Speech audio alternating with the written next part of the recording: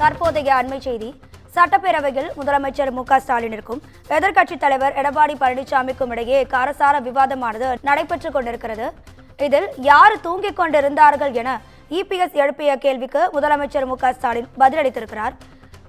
தூங்குபவர்களை எழுப்பாமல் தூங்குவது போல் நடிப்பவர்களை எழுப்ப முடியாது என மக்கள் எள்ளி நகையாடுகிறார்கள் என இபிஎஸ் கூறியதற்கு 40க்கு 40 மக்கள் அளித்திருக்கிறார்கள் என முதலமைச்சர் பதிலளித்திருக்கிறார். அதனை தற்போது நாம் நேரலையில் பார்த்துக் கொண்டிருக்கிறோம்.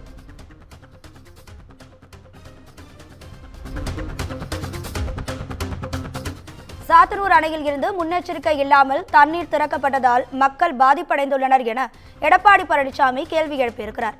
மக்கள் பாதிக்கப்பட்டது கும்பகர்ணன் தூக்கத்தில் உள்ள திமுகவிற்கு எப்படி தெரியும் எனவும் அவர் கேள்வி எழுப்பியிருந்தார். இதற்கு முதலமைச்சர் யார் தூங்கிக் கொண்டிருந்தார்கள், தூங்கியதற்கு எடுத்துக்காட்டாக செம்பரம்பாக்கம் ஏரி நீர் திறப்பு குறித்து சொல்லலாமே எனவும் முதலமைச்சர் பதில் தெரிவித்திருக்கிறார்.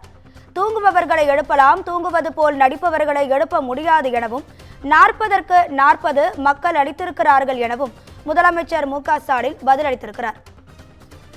நாடாளுமன்ற தேர்தலில் 40க்கு 40 வெற்றி பெற்று என்ன செய்தீர்கள் என எடப்பாடி பழனிசாமி பதில் கேள்வி எழுப்பியிருக்கிறார். இது குறித்தான கூடுதல் தகவல்களை தருவதற்காக நமது தலைமை செய்தியாளர் சிவா இணைப்பிருக்கிறார்.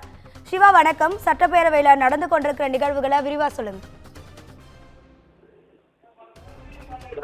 தமிழக சட்டப்பேரவையில எதிர்க்கட்சித் தலைவர் எடப்பாடி பழனிசாமி உரையாற்றி வரக்கூடிய நிலையில பல்வேறு கருத்துக்களை அவர் முன்வைக்கும் போது ஆளும் அரசுக்கும் எதிர்க்கட்சிக்கும் இடையிலான இந்த காலசார விவாதங்கள் என்பது நீடித்து வருகிறது.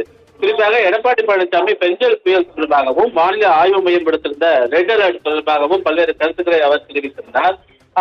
வானிலை ஆய்வு மையம் தெரிவித்திருந்த அந்த அறிவுரையை முழுமையாக தமிழக அரசு பின்பற்றாத நிலையிலேயே மிகப்பெரிய அளவிலான பாதிப்பு என்பது கடலூர், கள்ளக்குறிச்சி உள்ளிட்ட மாவட்டங்களில் ஏற்பட்டது என்ற ஒரு குற்றச்சாட்டை அவர் முன்வைத்திருந்தார். அது மட்டுமில்லாமல் 32 மாவட்டத்தில் நேரடியாக தான் ஆய்வு செய்ததாகவும் அப்போது பொதுமக்கள் தெரிவித்திருந்த கருத்தை இந்த அரசு கும்பகர்ண தூக்கத்தில் இருந்தது என்பதனை பறைசாற்றுகிறது என்று அவர் குறிப்பிட்டிருந்தார். அப்போது முதலமைச்சர் பதிலளிக்கும் போது யார் தூங்கிக் கொண்டிருந்தார்கள் என்று அனைவருக்கும் தெரியும். குறிப்பாக செம்பரம்பாக்கம் ஏரி திறப்பு குறித்து இந்த அவையில பேசலாமா என்று முதலமைச்சர் ஒரு கேள்வி எழுப்பியிருந்தார். அதற்கு எடப்பாடி பழனிசாமி பேசும்போது தூங்குபவர்களை எழுப்பலாம், தூங்குவது போல் நடிப்பவர்களை ஒருபோதும் எழுப்ப முடியாது என்று மக்கள் எள்ளி நகையாடுகிறார்கள் என்ற ஒரு கருத்தை அவர் குறிப்பிட்டிருந்தார்.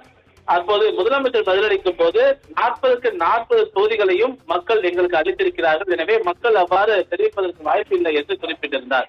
எடப்பாடி பழனிசாமி பதிலளிக்கும் போது 40க்கு 40 வெற்றி பெற்று என்ன செய்கிறீர்கள், பெஞ்சை மட்டுமே நாடாளுமன்ற உறுப்பினர்கள் திமுகவுடைய எம்பிக்கள் அங்கு ஜெயித்துக் கொண்டிருக்கிறார்கள் என்ற ஒரு கருத்தை அவர் தெரிவித்திருந்த நிலையில தொடர்ந்து எதிர்கட்சி தலைவருக்கும் முதலமைச்சருக்குமான இந்த காலசார விவாதம் என்பது தொடர்ந்து நீடித்துக் கொண்டிருக்கின்றது. ராஜிகா, களத்திலிருந்து விரிவான தகவல்களை வழங்கியதற்கு நன்றி சிவா.